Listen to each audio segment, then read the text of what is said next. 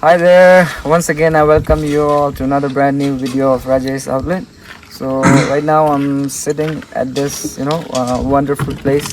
You can see the scenery behind me. So right now I'm at Baro Kilo, they call it 12 kilometer. So right now I am not standing, I'm sitting with a friend all the way from Germany. And he's a very nice guy. I got to know him. His name is Tom, by the way, Tom, and the surname is quite hard to pronounce. I believe, so it won't be easy for me to pronounce it. But the thing here, it's not his surname; it's the message he wants to convey. He's basically he's from Germany, and he came all the way, not by planes, or not by spending his fortune, spending his money. He came all the way to this side of the world by hitchhiking. So I really wanna I appreciate the steps that you've been taking to create awareness, and I wanted to know, what is the message, and what inspires you to take a walk to just doing hitchhiking and all that. I want to know it from your words. My motivation to start was mostly two things. First of all is go to India, learn about meditation and yoga. Okay. And secondly, I want to see how people are living, because before I spend my life all at home without seeing any other cultures, maybe I do some mistake in the way how I live my life. So I want to see before other people how they manage their lives, to maybe have some benefit for my life. Okay. And for the message, what I kind of learned now is that the people in each place so far, they only want two things. They want happiness and they want to avoid suffering. That is so true. Yes, it's very, very simple.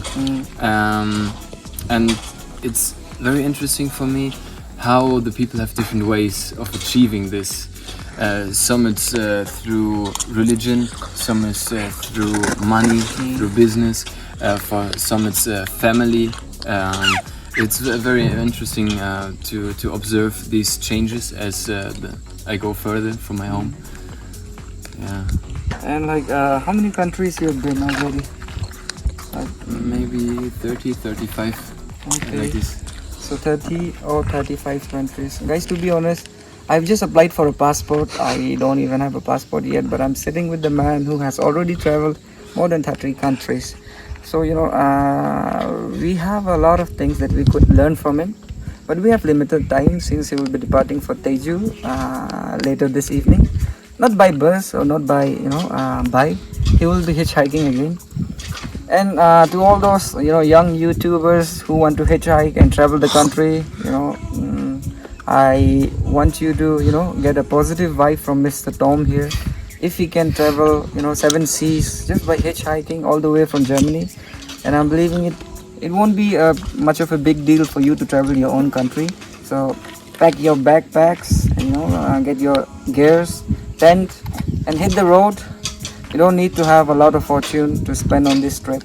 You just need to have plenty. So Mr. Tom, I want to know when you departed from your hometown, that is Germany, how much money you have with you?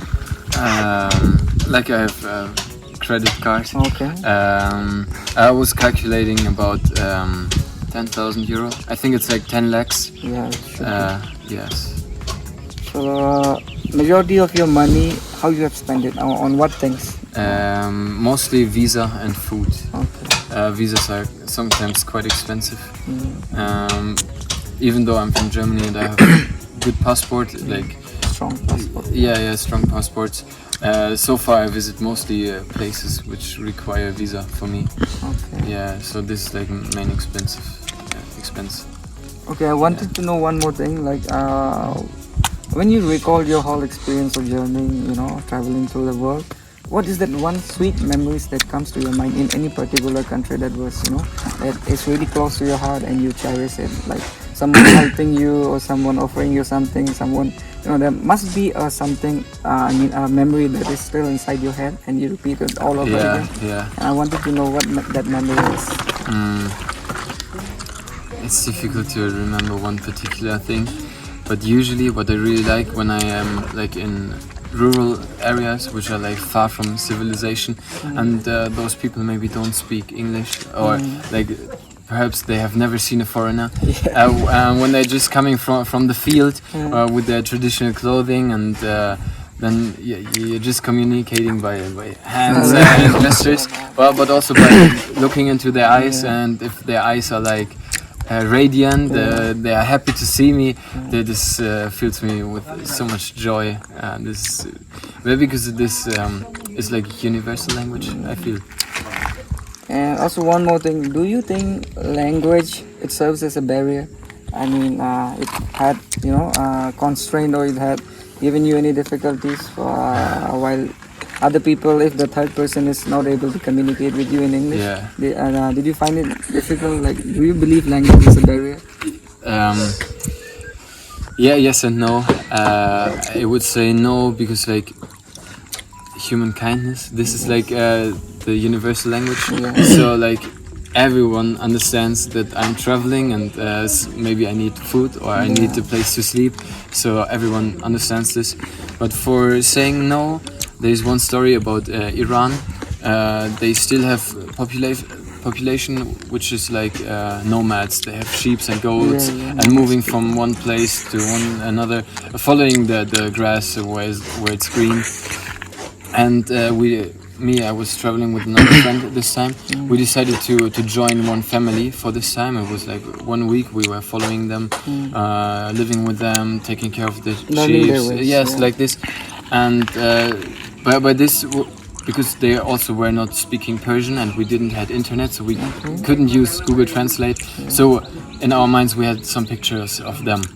And then we came back to Iran another time. So it was just basically sign language. Yes, you guys did communicate with buhu. Like this, And then the second time we had two friends, and they were also speaking their local language, which is like some branch of Turkish. It's Qashqai Turkish.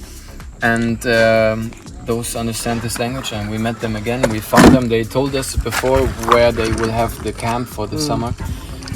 So we found them again after like maybe half a year or 3 months it was, and they could translate for us. And then we got mind blown what they are thinking, what the actual situation is. But we can only see from observing and from very limited writing. And it was crazy misunderstandings where we had many misconceptions. So in this sense, I would say there is a barrier. Right. And how is your mom and dad? It's about you traveling the world, hitchhiking. How are their reaction, and how they find it? At first, my father, he didn't said much about it, because his father was traveling, and only by for his own advantage. He didn't care much about the family, so he has aversion against traveling. But he knew it was my dream, so he didn't say anything. And my mother, she was, of course, like all mothers, very, very scared and worried. So like 1 month before I departed, she said, "Don't go to Pakistan, don't go to Iran." You already know why his mommy cautioned him about not visiting to that places. Yes. So maybe because of I don't want to talk about it. And how is your mommy now? And the sooner my departure got, she said the circle I can travel became smaller. Then she said, "Don't leave Europe, don't leave Germany, don't ever leave our village, don't go ever." And then I knew it was like out of love, out of affection. But I knew I had to go, so I went. And now I think both of my parents, they are quite happy that I do this. Now they got used to the worries, but they know that I will find my way, and probably I will know the risk far better than they can estimate. And how long it has been since you're on the move, like traveling the world? I started in October 2022, so it's more than 1.5 years. It is really inspiring. So viewers, it is Mr. Tom, and he had shared his life experience and testimony of visiting more than 32 countries just by hitchhiking. It's really a breathtaking experience. I would like to know about it in more detail and depth, but since time is limited, so we are here at 12 Baro Kilo. We are just giving him a sightseeing of the places, and he wanted to visit Anini, but I cautioned him it's high time, the monsoon has started, so if he wants to visit Anini, then that means winter would be much suitable. And we'll just go to that Asopani now, and we'll head back home. So guys, this was Mr. Tom all the way from Germany, inspiring us with his tales of visiting 30 countries, more than 30 countries, just by hitchhiking.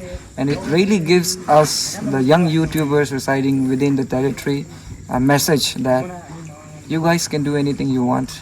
This guy is all the way from Germany, and he has the guts to travel all the way from to this part of the world. I'm assuming that he haven't even heard about the country India. You did heard about it, India, right? Yeah, India is quite famous, and but Arunachal Arunachal, Pradesh, you know. no, most people at home, they wouldn't know. So it is new for him, and he will also be visiting other northeastern states, Shillong and Shillong, Manipur. He will be visiting. So it's really much of a pleasure, and I pay my sincere gratitude to Mr. Tom that he was able to speak with me. Spend a couple of hours with me and letting me know his perspective, how he thinks about our state in particular, because he had his fair share of good and bad memories traveling around the world. So that's it for today, guys, and I'll see you. And Mr. Tom, thank you so much. Yes, thank you for having me. Thank you for showing me the around. pleasure is all mine. The pleasure is all mine.